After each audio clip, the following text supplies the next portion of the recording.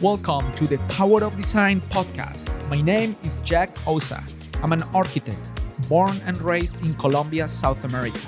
Years ago, I migrated to the United States to follow my dreams. And today, I'm the founder and principal of Osa Studio, a multidisciplinary architectural design firm in Charlotte, North Carolina. In this podcast, we talk about design, business, creativity, and the inspiration we need to create an exciting and powerful built environment.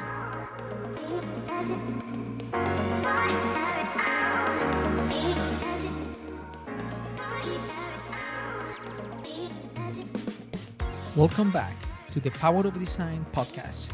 Today, I will be talking to Blake Martin. Blake is the Senior Vice President of Strategic Relationships at Flagship Healthcare Properties in Charlotte, North Carolina. Blake is an amazing storyteller. I always enjoy our conversations and take something of value every time we talk. During our conversation, we talk about business relationships, commercial real estate development, and how to nurture an exciting and impactful professional career. This is my conversation with Blake Martin.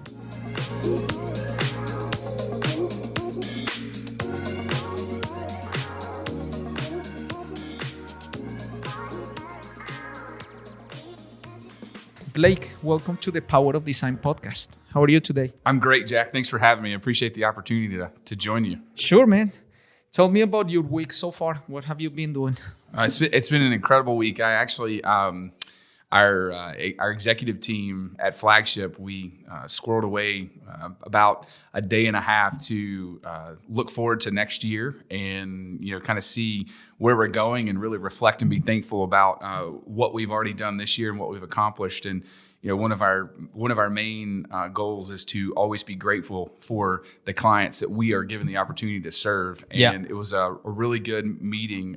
We went off site and went to a nice little remote place up in the Virginia mountains and just got to do some business. And then, I think something that's really important in business is we got to spend time with each other and get to know each other outside of our persona. So it's been a great week so far, but it's still Thursday, so we got a lot of week to go. So when you're at that kind of meeting, which is more big picture planning, strategy, and something we don't get to do day to day because we're so deep down in the task and the weeds.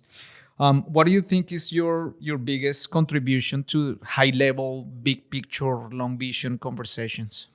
Yeah, Jack, my experience over my entire career has always been big picture. And for the first time in my role at Flagship, I'm actually focused more on one task. And so I always pull from my experience from past jobs. And the biggest contribution I think that I was able to make is as we're growing and we're going from a company of about 45 people a couple years ago to now we're knocking on the door of 100 and we've got desires to grow bigger and get larger, is talking about scaling and doesn't necessarily always have to do with how do we make revenue in healthcare real estate, but how do we create and maintain the culture? How do we create and maintain processes? And how do we leverage technology and how do we leverage data? And that's a lot of my experience and background because I came from a healthcare operator. Yeah. And that's a lot of what they focus on. So that was what I was really honed in on over the last 2 days as my colleagues were talking about how they were going to grow and how we were going to meet the demands of our clients and the demands of the market. Yeah. I was really saying, how can we leverage technology? How can we leverage processes? And you know this, you're in the revenue generation business. We want to grow, but we've got to grow responsibly. Right. And we've got to make sure that we do it in a way that is effective. So. Yeah. Blake, tell me about yourself. Where did you grow up? Man, I'm a preacher's kid, a PK. Nice. And I don't know where all of our listeners are from, but you may be able to tell from my accent. I didn't grow up in the northern region of the U.S. So I'm originally from the Charlotte area. My family is from the Lake Norman region, and I have spent the majority of my life in Stanley County, so just east of Charlotte. But my adventure in life has gone from North Carolina to Southwest Virginia, where we lived in Marion for a while, then up to Maryland. It's about as far north as we went.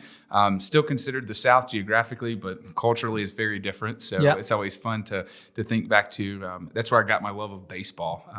We lived in Maryland during Cal Ripken's quest for 21-31 for his 21-31 record-breaking games, straight games. And so found a love for Orioles baseball. Camden Yards is the most beautiful, bar none, the most beautiful MLB stadium in the U.S. And so, Wow. and then back here to North Carolina again, where I spent pretty much from about sixth grade. I think it was sixth grade when we moved back to now. So, Oh, wow. Charlotte is home. Yeah, no, man, Charlotte is amazing. I've been here for almost 20 years. And when I visit other cities, I always say, no, man, Charlotte is the best. We have the best of everything. I know it's a perfect size between small or big. Traffic is not that bad. I come from Bogota, Colombia, city with 9 million people. I used to be sitting in a bus for 2 hours just to go anywhere. Yeah. So when people complain about traffic here, I'm like, man, you have no idea. So 15 minutes on 77 is nothing compared to. My wife is originally from Central Florida. She's from Winter Park, and she would agree with you that Charlotte has everything. We get a little bit of each season, and she loves the fact that, within about 3 hours, we can be mountains or coast, or when 45 minutes from where we live, we can be anywhere in the world via airplane. So I think you're right. Charlotte it's one of the fastest growing cities for a reason. I know. I recorded another podcast yesterday. I had Dave Crabtree. He was design principal at Perkins & Will. Guess where his wife is from? His wife? Yeah. Winter Park? Yes. Amazing. Small world. There's not when many. You said, I'm like, oh my God. Yeah. Well, there's not many of them in Winter Park. And most of the time they claim Orlando. Yes. Not Winter Park, because people don't know where it is. Winter Park's a beautiful place. Yeah. That's funny. If not for the heat, I would live there, but I don't want to deal with the hot summer. So. Cool. So, you grow up here. I guess you go to high school, you start, growing, learning. Tell me when it gets that time to decide, what to do with your life. What do you want to be when you grow up? How do you make that decision, which career path to take? Yeah, man, that's a loaded question, Jack. And I tell you, I've gone back to my alma mater, Pfeiffer University, several times to talk to our graduating senior classes about career readiness. Where do you go? What do you do? And I would have to say that my career path and the decision there was somewhat of a really crooked road. And if there's any analogy, you take a whole bunch of spaghetti noodles and dump them in a pot. Yeah, that's what my career path looked like, and maybe still to this day does. But what I got out of high school and I knew I wanted to go to a local university. I had strong ties to Pfeiffer. My mom had been there in a leadership position in admissions for a number of years. She was there when I was born, and so I sort of had roots there in a way, and kind of grew up there. As we moved back from Maryland to North Carolina, I would be on campus, and so I grew to love the small university. And one of the things that I always told the seniors I was talking to, or would share with anybody who might be listening, is you need to pick a school that's true to yourself. And I realized I was not a big university person. I wanted that football experience. I wanted the fraternity experience in my mind. Yeah. But truly in my heart, that's not what I wanted. I wanted to be in a small university setting where I could know everyone. I could know faculty and staff, students, and I could seek out opportunities. So I chose Pfeiffer, and Pfeiffer was amazing for me twice, as a matter of fact, because I did undergraduate and graduate there. And so, my experience at Pfeiffer, I started out as a history major just because I had a love of history. Yeah. And talked with a faculty advisor, and they said one of the greatest things about history is you get to go through business, you get to go through religion, you get to go through economic cycles, you get to go through socioeconomic challenges, and you learn all of those things. And the adage, history repeats itself if we don't learn from it. So if you're not really sure where you want to go, history is a great avenue to sort of back that out. And I think that stood true. And even in our world, architecture, infrastructure, all of those things come into history as we've built civilizations around the world as they are today.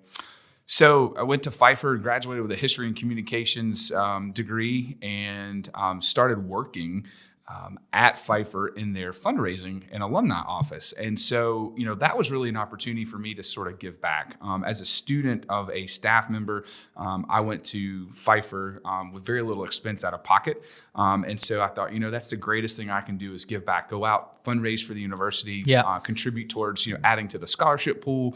And really, I had a great story to tell. And at that point, I realized I'm a storyteller. That's right. And so I'm starting to see this path of career. And so I'm going, okay, I like to be in, tight knit communities. I like to be maybe a big fish in a small pond where I can see my impact. I like to be in leadership roles.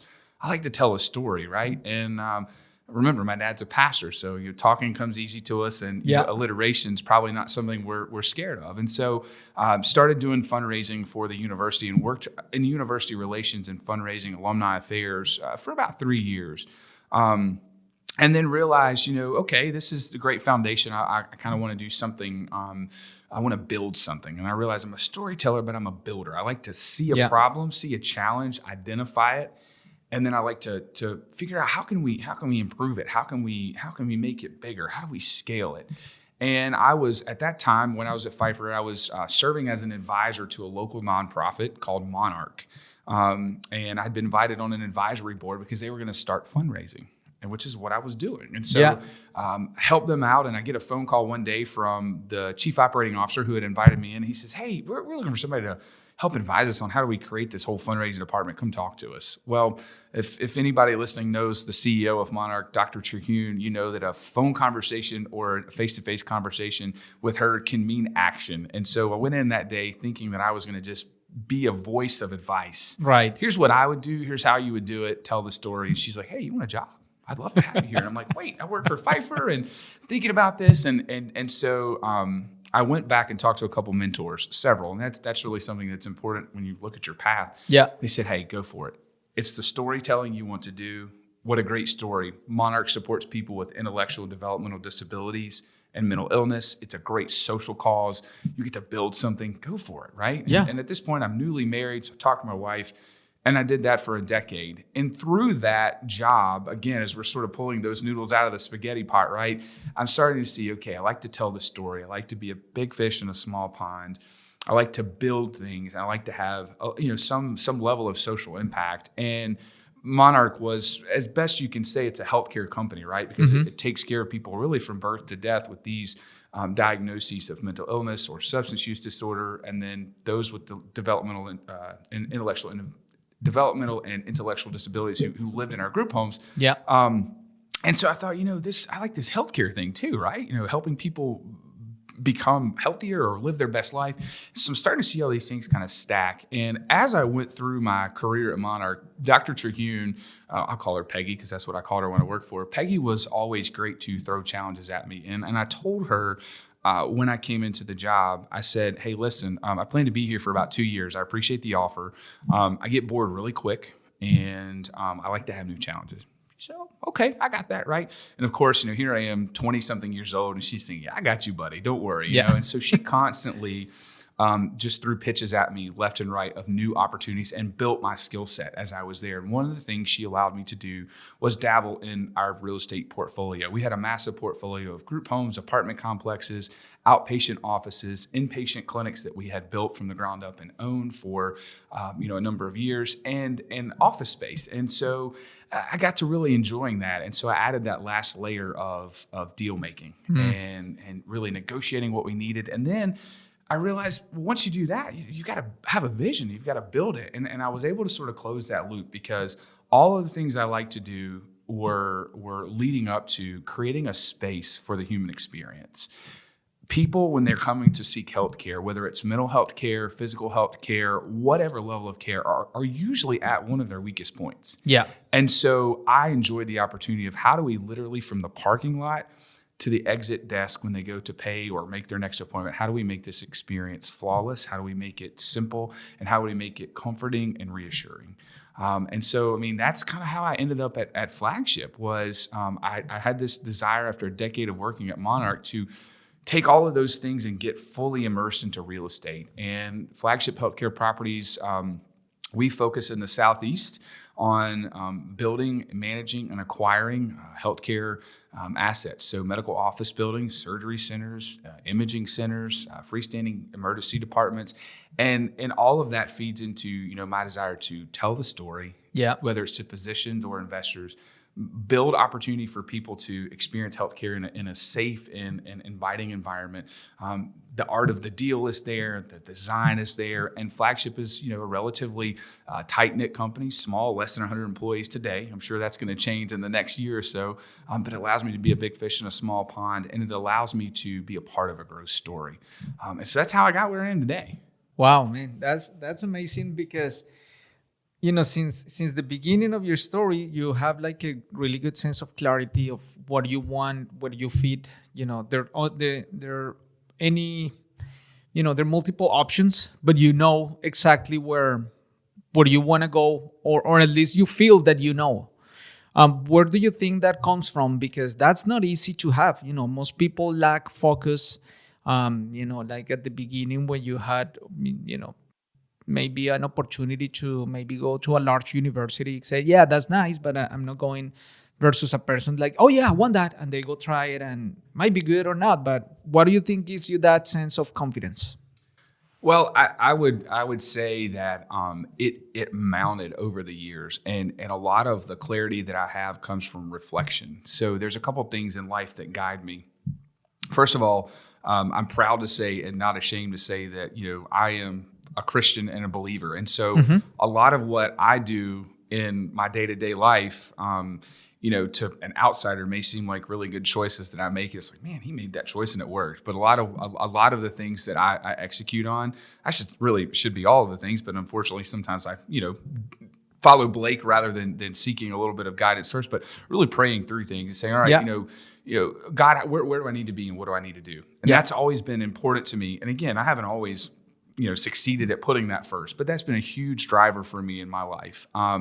The other thing that helped me bring clarity is mentors. I would not be where I am today, and there's no time for me to listen to everyone, right? But I wouldn't be where I am today if not for a select few people that have been instrumental in my life in helping me guide to something or away from something. I was raised by two incredible parents who instilled in me a voice of confidence, a voice of reason, but also, a voice of selflessness and giving back to others, right? So they were always instrumental in helping me.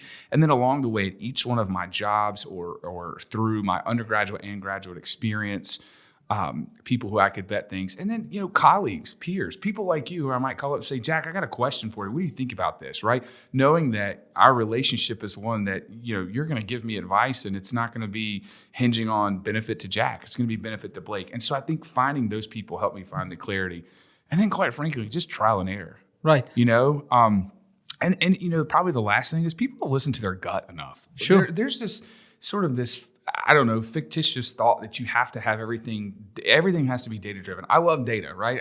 I wouldn't encourage Flagship to go out and build a building in a market that I don't know about, the healthcare, the healthcare field that I don't know about demographics. But at the end of the day, if your gut tells you this is not right, or you know what, all the facts aren't there, but this is where we need to be, sometimes you weigh that in. And I think that that's maybe a little bit of a flaw in today's business world. Highly connected, highly technical, we forget the gut. And my gut has led me to a lot of places. Now, if my dad were here, my dad is in his early 70s. He's a Baptist minister and a great guy, got a great sense of humor. You say, you think that gut's you or is it God, right? So I'll let the listeners decide which one it is. I say it's a little bit of both, but all of it's given to you by, by the good Lord. So that's really the biggest thing. It's just trial and error. Listen to your gut. That's something I've been talking about a lot, how much of business it's gut feeling, intuition, that sometimes we stay too long in the rational part of our business, understanding numbers, pros and cons.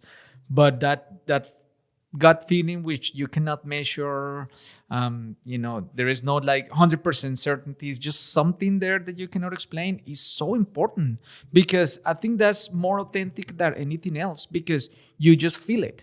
You cannot create it. Right. It's just there.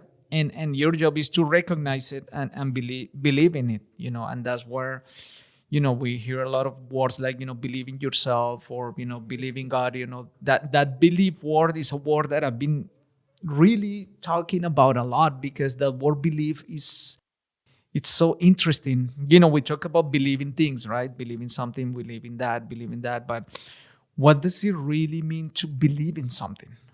right? No, What does that mean? Yeah. Like, is that a choice? Then so you make the choice, and then once it becomes a belief, it's like it becomes so powerful in our lives. That's why it's important to have a good foundation. And I like your story when you talk about areas that you focus to kind of build your life and how you are upon. And it's a very clean process of foundation, structure, things that are in place, because we know that the spiritual foundation that we have something that we don't know what it is, but it's just there. That is the foundation. And if you don't work through that, or if you ignore it, you're gonna see that later on somewhere else. And it's very interesting when you meet people, because we meet people of our lives, and you sometimes find people that you're like, man, I don't know what is it, but there's something here. I did It's a something connection, different. right? Instantly, yeah. And I think that's where people are more concerned about, who they are than what they do. They're more concerned about, looking deep down inside how they relate to others, and then going to the world and acting and reacting and doing transactions, which is nice that we all do. But at the end of the day, sometimes that's not what it gives you, the fulfillment, the joy, the satisfaction. And also that creates confidence, because once you feel good with, who you are, you don't care too much about what others think about it, because they can think whatever they want. Well, you're right. There's two things you said there that I think are important, and I learned both of those things when I was working in my last role at Monarch. There is a recovery motto. Again, we were a disabilities and substance use and mental illness provider. There's a recovery motto that I'll paraphrase, but says, "What others think of you is none of your business." Right.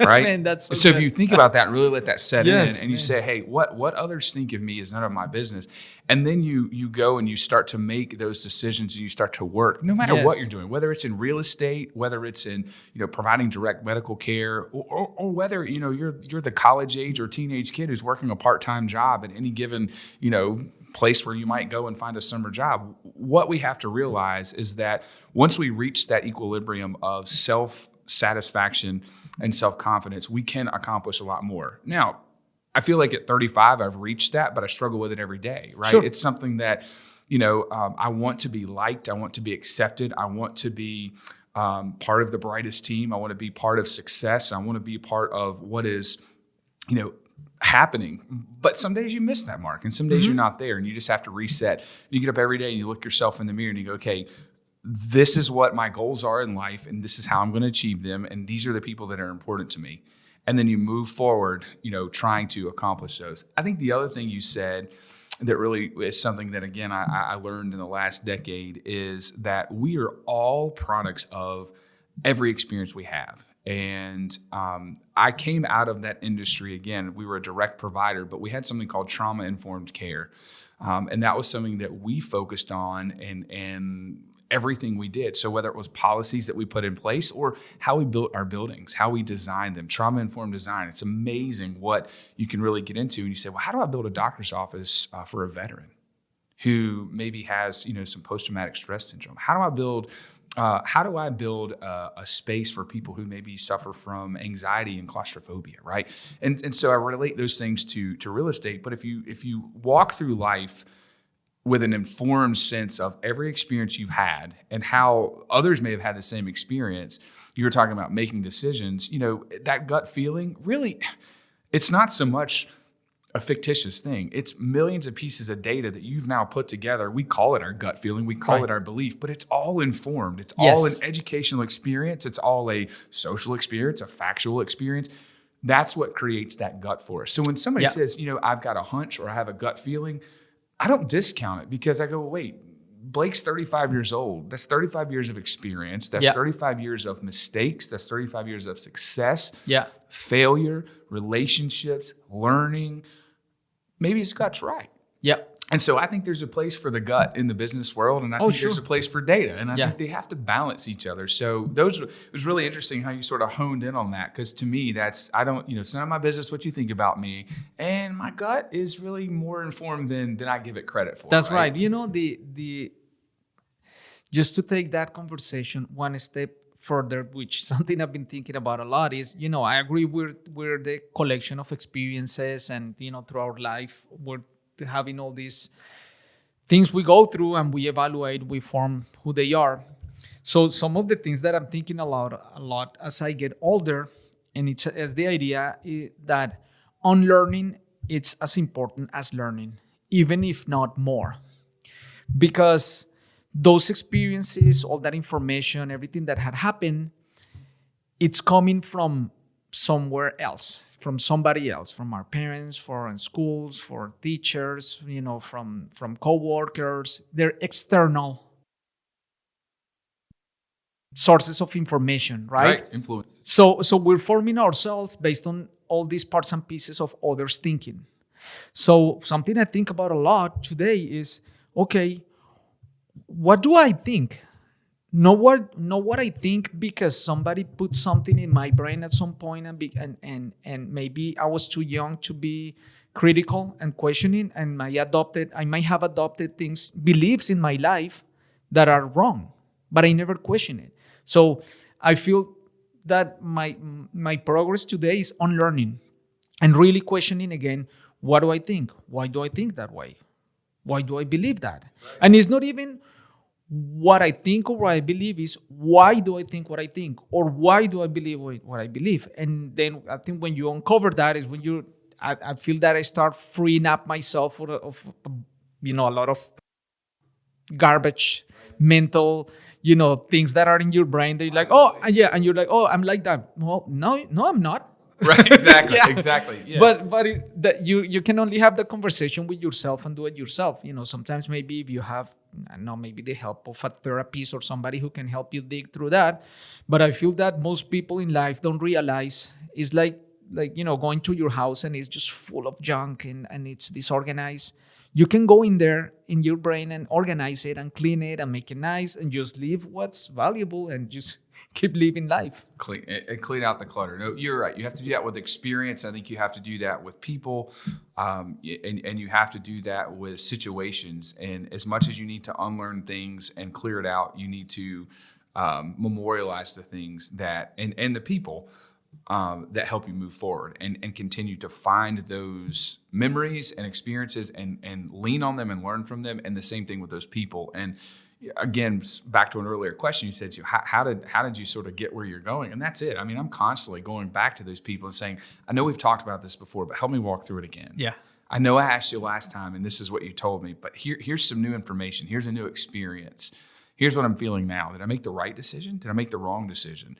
And sometimes you're looking for an answer. Other times you're looking for almost a coaching response, right? And I think it's important that you allow yourself to have the people in your life that can help you navigate that. I think it's important you allow yourself to learn and unlearn, as you just said, so that you can navigate and create really for yourself multiple opportunities. And for anybody who thinks careers are linear, I'm not a professional. I don't have a PhD. I don't have research to tell you, but I'm going to go out on a limb and say you're wrong. Yes. Life is not linear. After you get out of graded school and you go from kindergarten to 12th grade, I have nieces, and I would always say that to them. Once you get out of high school, life is yours, and there's no path and no trail, and there's no time frame. You just need to make sure you're always moving forward. And when you move backwards, learn from it. And so I think that expectation of linear movement sometimes clouds people's ability to move forward. And fortunately for me, I just sort of meandered where I landed. I mean, here I am, a guy with a history degree, a master's in health administration, working in healthcare real estate. Who would have thought? How do you get there? But if you think about it and realize how I've tied those things together, I've kind of taken it. It's almost like like a quilt. If you ever go to like your grandmother's house, or maybe you have one at home, or we have one that my wife inherited for her grandmother. I mean, these patches are they're all sewn together, right? So you got the experience, and then you've got the journey and the thread that puts them together and creates it, and it's beautiful in the end. And quilts are really never done either, right? So because there's you could no keep, real pattern to it. So you keep growing. That's forever. life. Yeah, that's life. That's a career. Yeah, the other thing that I've been thinking about when you talk about, we talk to others and ask, why this, why that, and we're always kind of questioning. One of the other things that I feel that as I get older, I get different, or that I change my approach, is that we're so desperate to find answers. And we're asking the why, and we want the explanation, we want to understand. But the same way that life is non-linear, life is not an answer. Life is a question. And it's an unanswered question. But it's uncomfortable because a question, you're not closing the loop. So we always want to close it somehow. So, any area of your life, oh yeah, I'm doing this and this, and you say, okay, I got it. Now we're going. But it's never like that, because we're always looking for it. And we're always looking for it because you're never going to find the final answer. So, that's something that has been very impactful for me, where I feel, okay, it's okay not to have the answer. Right. Well, sometimes when you stop looking and stop talking and you let the noise die down and you're silent, right there in front of you. That's right. And again, I think it's that hyperconnectivity that we have. I think it's that sort of creation of culture that you have to have it all figured out. You have to have the answers. It has to be linear. It doesn't happen that way. I always say the most successful people have the most varied and interesting backgrounds. And, you look at folks who have made great deals of money. You look at folks who have been successful in launching successful social initiatives and nonprofits. It is a messy path to where they are. Yeah. And just like a magazine, which I don't know, maybe we should talk about a podcast, right? Because magazines are something we don't see as much anymore. But any artistic creation, whether it's this podcast or a building that you and I design, all you see is the end product. The glossy, the beautiful, the finished, the spit shine, right? But nobody sees the mess that's behind it. Right. And that's where the journey is. And that's where the experience is. And that's where you build character. And that's where you skin your knees and get bruises. And that's, sometimes scars are okay. Oh, yeah. Because you get to look at it and go, ooh, that hurt. Now let me remember why it hurt. Let me remember what I learned from that. Or there are some scars I have. I have one, if I rolled up my shirt sleeve here, from a skydiving experience I had. It hurt when we landed. We botched the landing. It wasn't a great experience, at the moment, but one of the most exhilarating days of my life, right? But I always remember that. It's there. Right. So scars are not always bad, and so I think people have to let themselves experience those things, sort of take that guard down in order to do what you're talking about, which is finally figure out where you got to go and where you need to be. Yeah.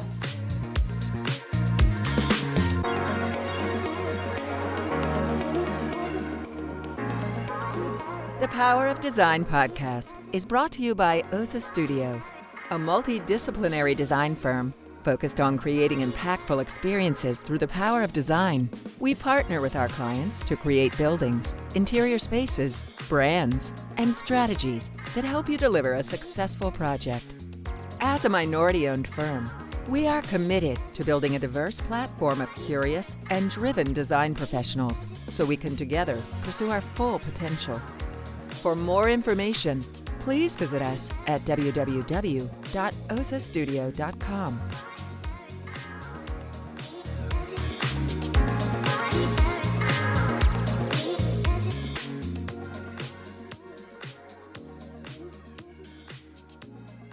Well, let's switch topics to your expertise. So tell me about your role at Flagship. What are your responsibilities? What type of clients do you work with? Kind of the day-to-day activities. Yeah, so Flagship Healthcare Properties, headquartered in Charlotte, we focus on the southeast of the U.S., building, buying, managing, and doing fully integrated real estate services for healthcare properties. I am responsible for strategic relationships, which is really broad. And so what my day-to-day role is to go all the way back to the beginning of the podcast, tell the story. Yeah. And so I look to our clients. Our clients are hospitals and hospital systems. Our clients are large multi-location and multi-specialty practices and small practices alike. Basically, the way we like to talk about it is really we do everything except for the hospital bed, right? So we're focused on that day-to-day care. You know, if you can walk in and walk out, that's the product that we're either building and developing from the ground up, or we acquire and put into our REIT, which is Flagship Healthcare Trust. Our company has been growing over the last, probably 18 to 24 months in a really rapid pace. And my role was to help us expand our business development and help us to expand our geography outside of the Carolinas. And so I spend a great deal of my time in Florida, South Carolina, Virginia, really just meeting with people who we know are our target end users. Like I said, those hospital groups, those physician groups. But I also meet with folks like you. I meet with architects. I meet with general contractors. I meet with civil engineers. I meet with healthcare consultants, people who have the same client that we do.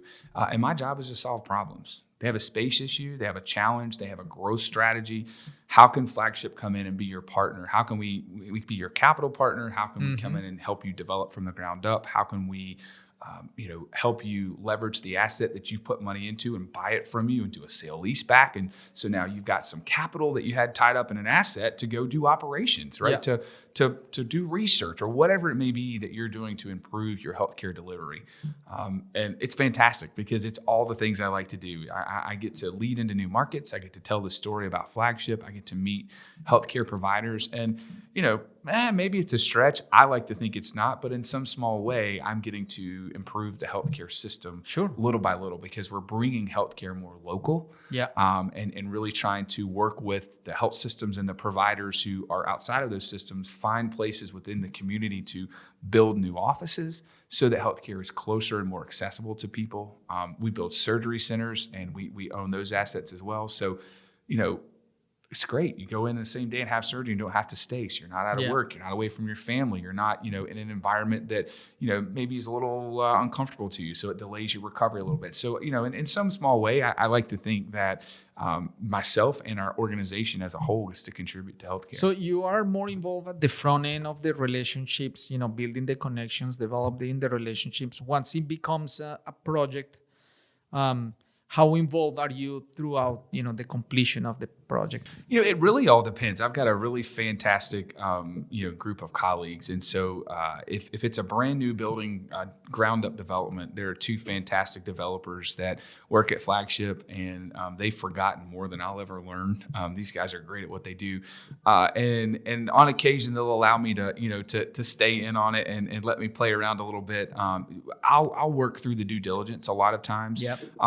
Because our developers are busy developing projects that are already on the books, and we've already broken ground, and so having experience with development, developing buildings while I was at Monarch, and for a short time I worked for Red Rock Developments and industrial development, and those guys taught me a ton. John Barker, Bill Smith, Brandon Smith, those guys were great mentors and really helped me learn the process. So I'll go find a new opportunity and really work with our development team to get it through that initial due diligence phase, and really once we know things are moving along and the budgets start flying and the real numbers start going, I turn it over. But I always stay close by because one of the things I think is critically important is that first impression is always a lasting impression. And I want our clients to know, while all of my team members are fantastic and they will all give you the customer service that Flagship represents, you should never have to make more than one phone call. And if I'm the phone call you want to make and I'm the throat you want to choke and the neck you want to wring, call me. Mm-hmm. And so I stay along the process, checking in. I'm always touching base with the client, always touching base with our internal teams.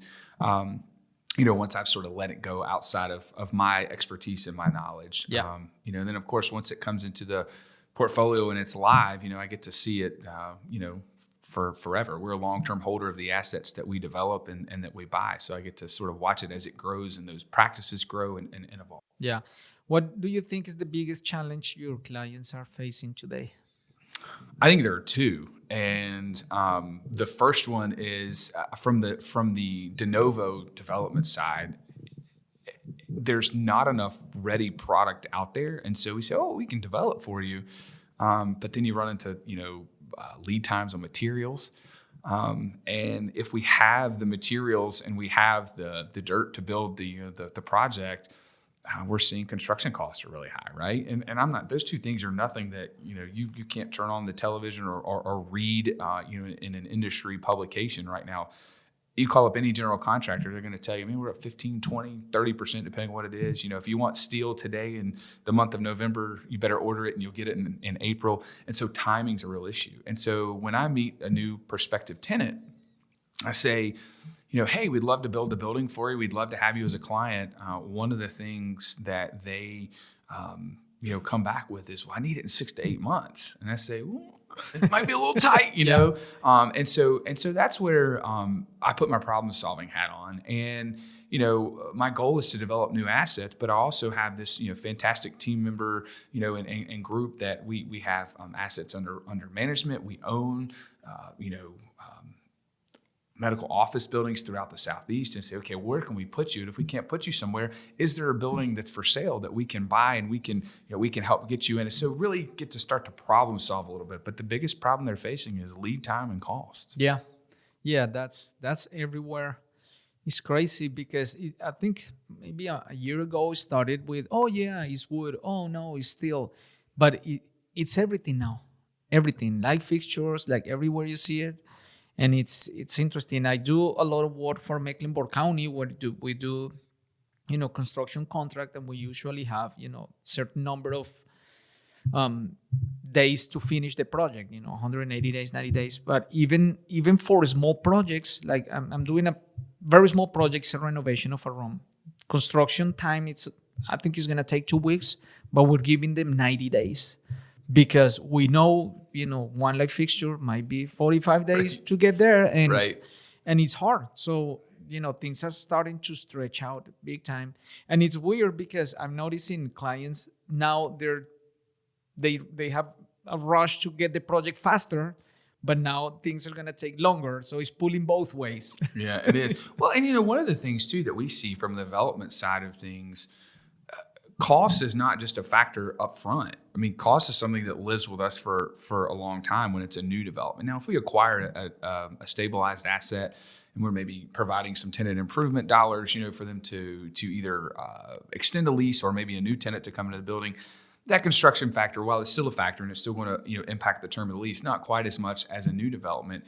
And I was just talking in the office today with one of our developers about a project in Tampa, Florida. And I said, good news, our local broker called me literally before I walked into your office today and said, the Revista report says that, the rates are coming up for the market rental rates. And what's happening, Jack, is that the cost of construction is outpacing the rental rates. And so it's hard to say to you, hey, I'm going to build you a brand new building and we're pushing $30 triple net. And you look at me with eyes as big as $half and you say, but that's not in our budget, or market right now, maybe for Class A property is $4 and $5 less than that for an established asset. And we have to think about, for years to come when you've got these leases with annual increases and, you've got, capital expenses that are passed through to tenants. What is that doing? So it's a real conversation that we have to have with the client, and the client has to look at it. The one thing that I love about what we do and the one thing I love about Flagship, we're transparent. And we try to make it a partnership. And so we try to find the ways that we can produce the product that the client needs while producing it in a quality fashion. And I always tell our folks, listen, we're long-term holders. And so I jokingly say, if we cut corners on the front end, you're going to be unhappy, right? And then our property management team is going to be unhappy. So unlike maybe a developer who develops and flips, it lives in my family for a while. So I may, 5 years from now, they may come down the hallway and say, why did you guys do this? And we can't say, oh, we were trying to save money, So it's a great opportunity for us to really bring some value, to the client, but also bring reality that prices are up right now. I think we're going to see those things level off.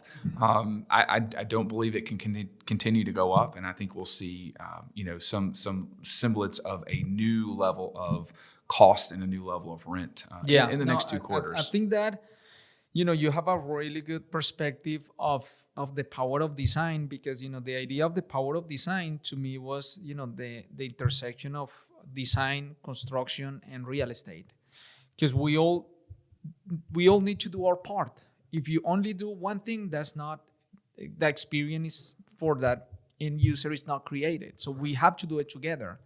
So I'm curious to know, based on your perspective, I'm sure you deal with architects, with contractors, and sometimes I know architects lose focus and they get in love with their design and they're pushing things that they might be creating a negative effect somewhere else down the road. It could be maintenance, it can be increasing cost because they don't get the full picture, or maybe sometimes a contractor wants to save money on something where long term when they leave the building, years down the road is a bad decision. So on your role, how do you think? Do you think in general, professionals, contractors and architects, they get a good idea, or do you think they really don't get it and you really have to work with the team to help them understand what this is about? What's your take on the understanding of the architecture and construction community of the big picture? We're very fortunate that the architects, the civil engineers, and the contractors that we are working with on the projects that I'm involved with at Flagship, the team has been constructed because they get it, because they understand the client. Yeah. They understand the client's drivers, but they also understand real estate, and they understand as the developer and the owner of the project. And here's the other part. Flagship, oftentimes we're in partnership with our tenant. We're in a joint venture. And so they got skin in the game, right? So it's two owners that you're playing sort of two roles. You're the tenant, but you're a percentage owner. And so, but whether they are an owner or not, we treat it the same. But we build those teams because they understand it. And the way that we like to approach it is having all of those parties on the team early on. And I think where, in my experience, over the years, where you get above, sort of out over your skis is when you and I get in a room together as the end user and the architect, and we design to our dream.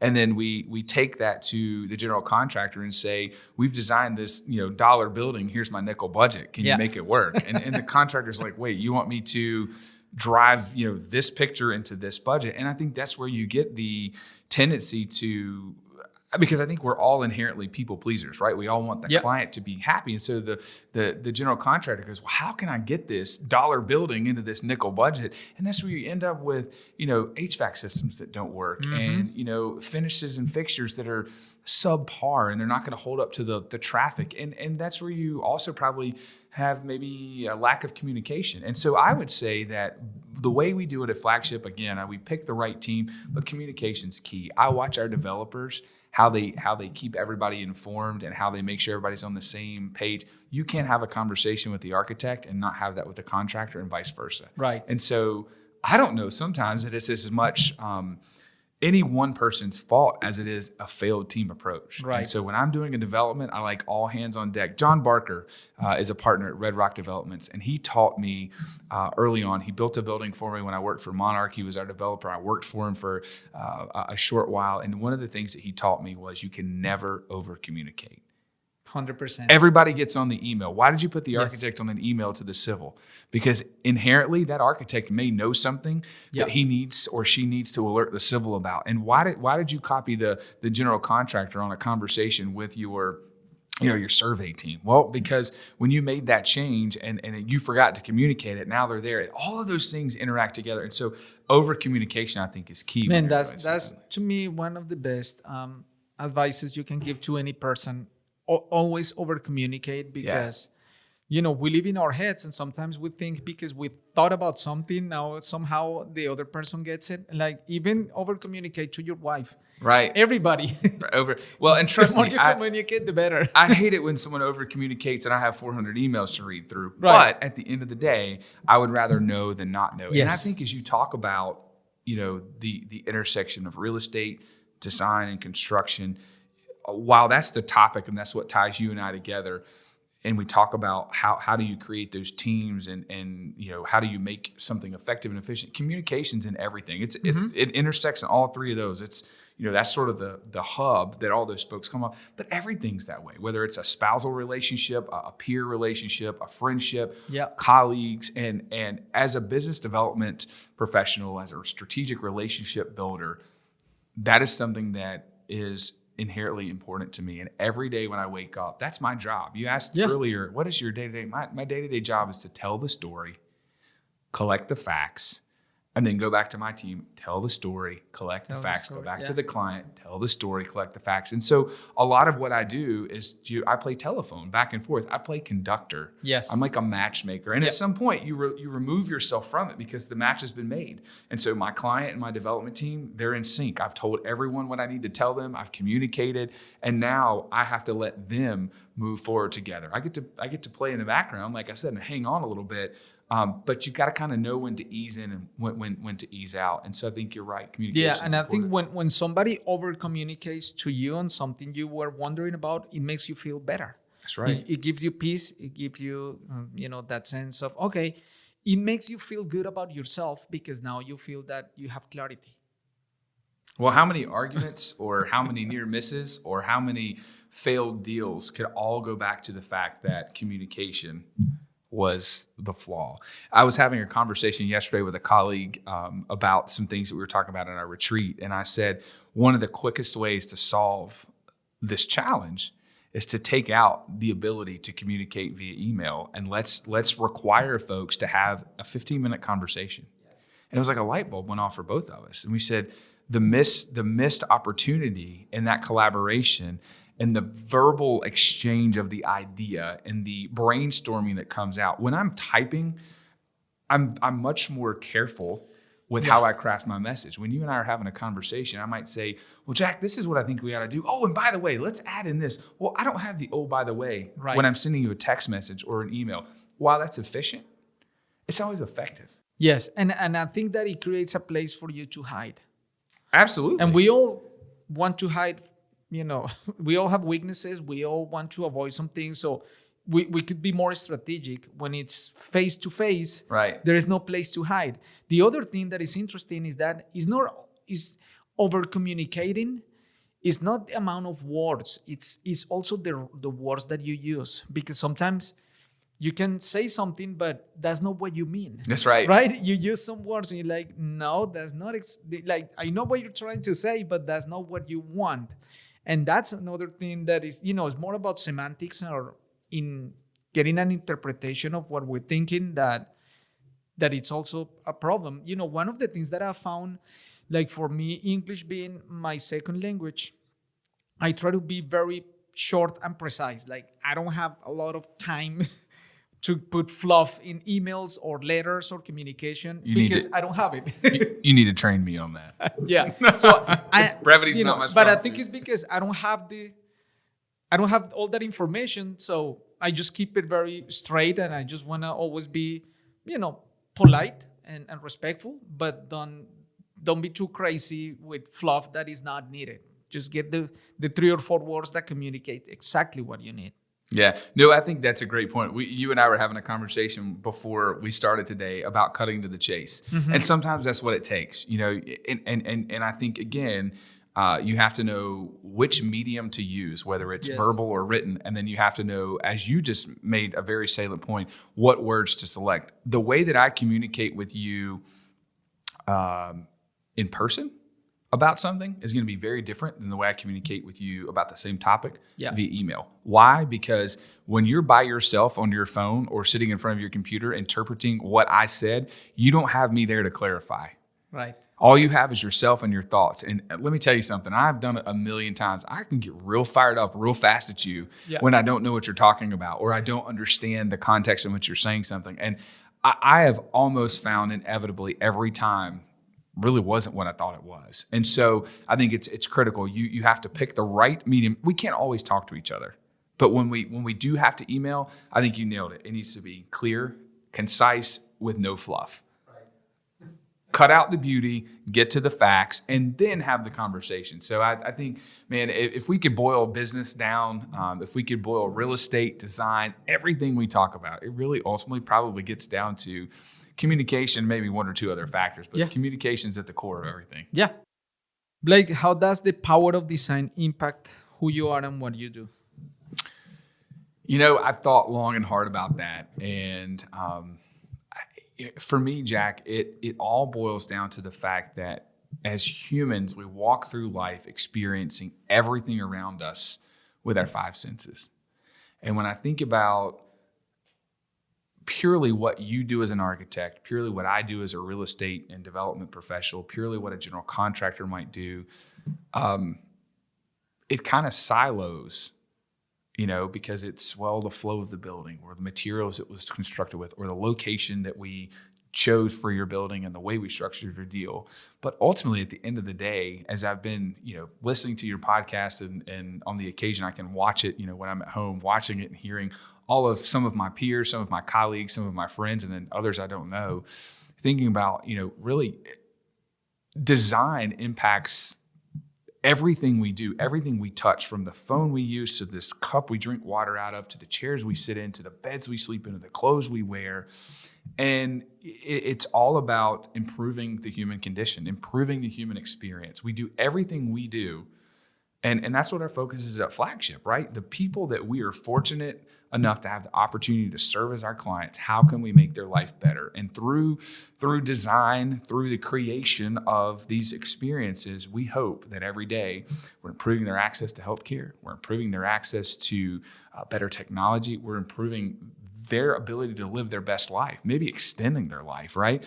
And, for you, maybe it's designing a school, maybe it's designing an office space. That may be where somebody spends 80 hours out of their week, right? And so that design is so impactful because it's really not about, did we choose curtain glass walls? It's really not about the pavers in the front. It's not about, I don't know, the way you laid it out, but it's that experience that someone feels when they're in there, in the building or using the product. And again, it goes back to the person, right? It goes back to humans. And I think your podcast always makes me think about that. It always makes me think about, at the end of the day, I'm not Blake in real estate. I'm Blake who, has a wife who I have a relationship with. I'm Blake who has friends. I'm Blake who had a path that looked like a bowl of spaghetti to get me where I am, right? And so when I think about the power of design, I think about the person. That's right. Well, Blake, thank you so much for your time, man. I really appreciate you coming here, talking to me. I'm really excited about what you're doing. I enjoy your friendship. I really admire everything that you're doing, and I look forward to stay in touch. Jack, it's been great being here. Thanks for having me. Thanks.